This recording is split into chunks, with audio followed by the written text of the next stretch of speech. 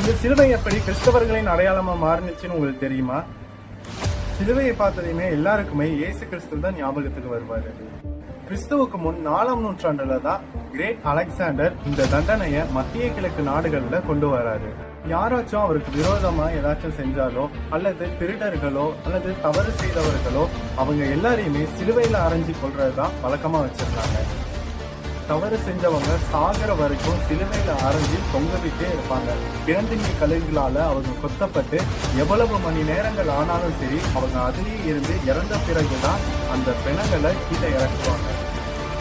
அந்த சிலுவையோட ஒரு ஆணி 18 சென்டிமீட்டர் அளவு இருக்குமா.